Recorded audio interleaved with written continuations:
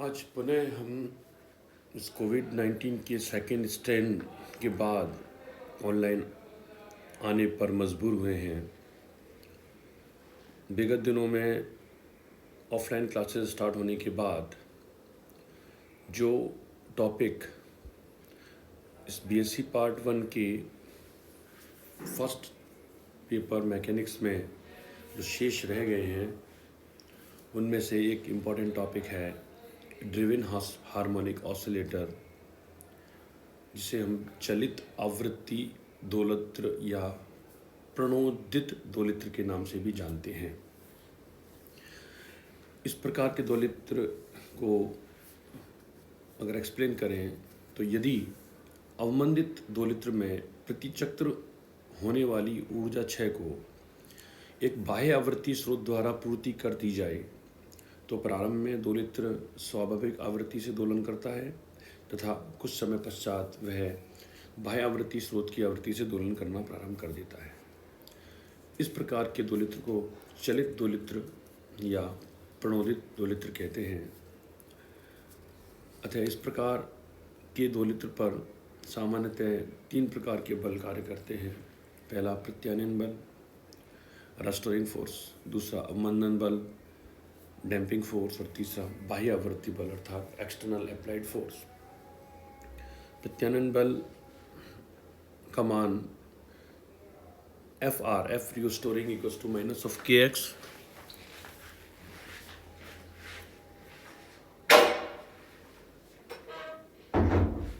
इस प्रकार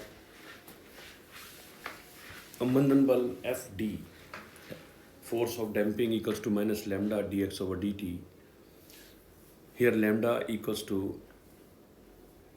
damping constant and dx over dt is the velocity of the oscillator. दोलक का वेग है। Fe applied external force Fe equals to F0 sin omega t. Here omega is the frequency of external applied force. अतः इस प्रकार से यदि दोलित्र का द्रव्यमान m है तो m द्रव्यमान के दोलित्र पर परिणामी बल उपरोक्त तीनों बलों के योग के समतुल्य होगा, अर्थात F equals to Fr plus Fd plus Fe। तीनों बलों का मान रखने पर F equals to md2x over dt square force multiplied by acceleration.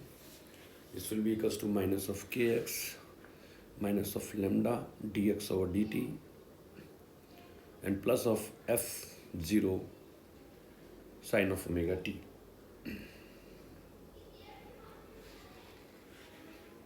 m को यहाँ से रिप्लेस कर दें। d2x over dt square equals to minus k over m x minus lambda by m dx over dt plus F0 over m sin omega t.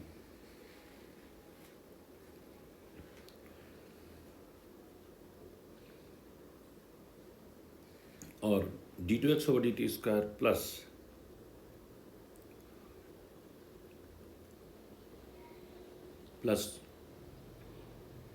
Twice of r dx over dt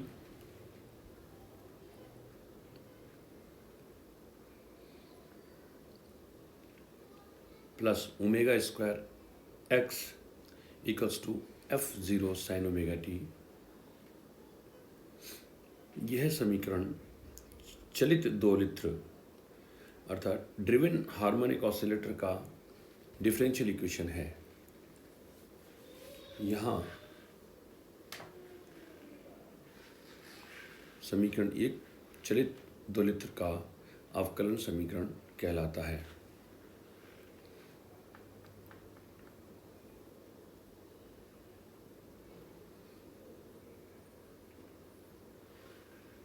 यहाँ twice of r equals to 1 over tau and this is equals to lambda over m. Also omega 0 equals to square root of k over m and F0 equals to caps F0 divided by m. माना समीकरण एक का हल, solution जो है वो x equals to x naught sine of omega t minus phi यदि है, उस स्थिति में dx/dt will be equals to, equation number 2 को t के रेस्पेक्ट में डिफरेंशिएट करने पर ऑसिलेटर की वेलोसिटी हमें मिलती है dx/dt equals to x naught omega cos omega t minus phi. If we integrate this again with respect to t, we will get the acceleration of the oscillator, that is d2x/dt square equals to minus of x naught omega square sin omega t minus phi.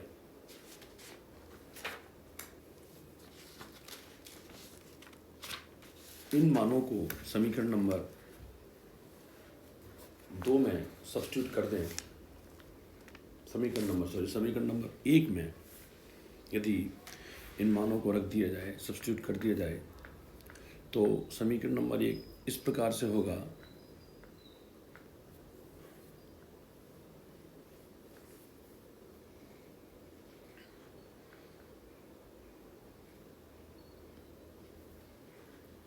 Minus omega square x naught sine of omega t minus five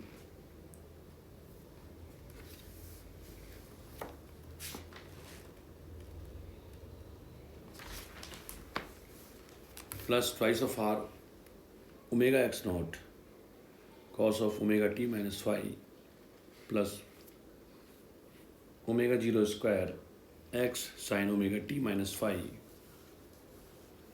equals to f naught sine omega t minus five and plus five. यहाँ minus five और plus five को add कर दिया, subtract कर दिया है।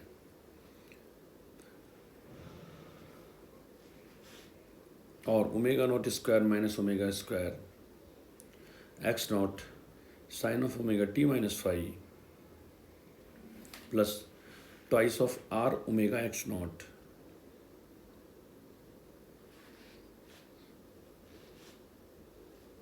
cos omega t minus phi equals to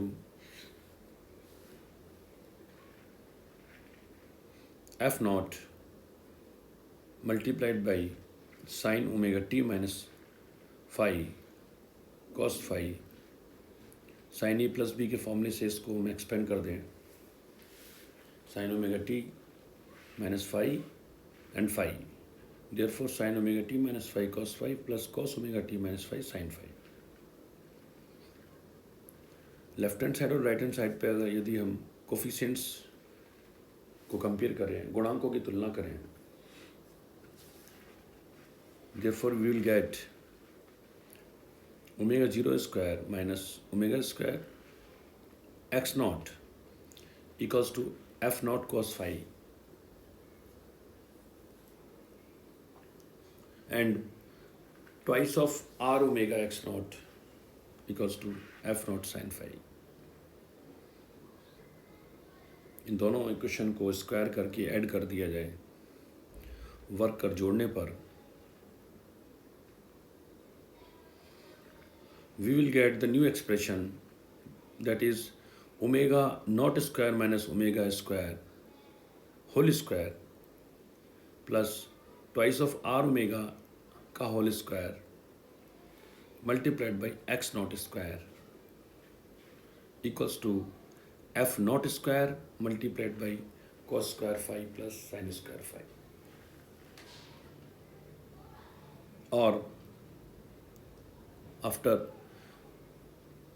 reducing it we will get the new term omega naught square minus omega square plus 4 r square omega square x naught square equals to f naught square। Therefore x naught will be equals to f naught divided by square root of omega naught square minus omega square whole square plus twice of r omega whole square. स्पष्ट है कि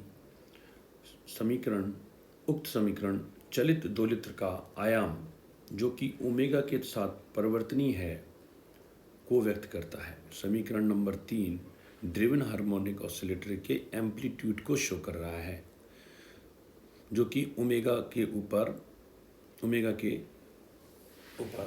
निर्भर करता है। tan phi will be equals to twice r omega x naught over omega naught square minus omega square x naught equals to twice r omega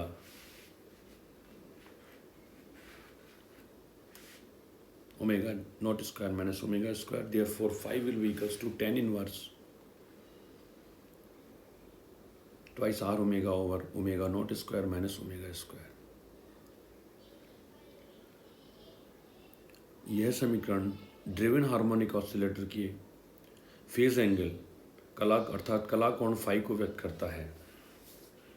अतः चलित दोलित्र का तात्कालिक विस्थापन, यदि विस्थापन का और कला के मान को हम इसके समीकरण नंबर 2 में प्रतिस्थापित कर दें तो ड्रिवन हार्मोनिक ऑसिलेटर का इंस्टेंटेनियस डिस्प्लेसमेंट जो कि x equals to x naught sine of omega t minus five से प्राप्त होगा। मान रखने पर x equals to f naught square root of omega zero square minus omega square whole square plus twice of r omega का square sine of omega t minus tan inverse twice of r omega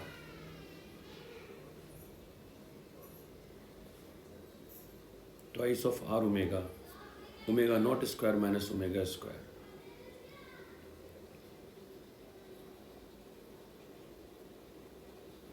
उक्त समीकरण driven harmonic oscillator की गति के सामान्य समीकरण का व्यापक हल है।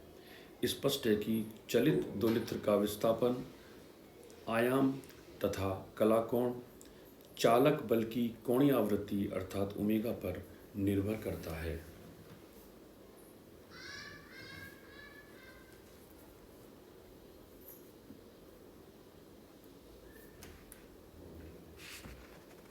इस प्रकार चलित दोलित्र का विस्थापन, आयाम या कला कोण या वेग या ऊर्जा आयाम या शक्ति आयाम का चालक बल की कोणीय आवृत्ति के साथ अध्ययन को अनुक्रिया वक्र कहते हैं। उस अनुक्रिया वक्र को हम नेक्स्ट टॉपिक में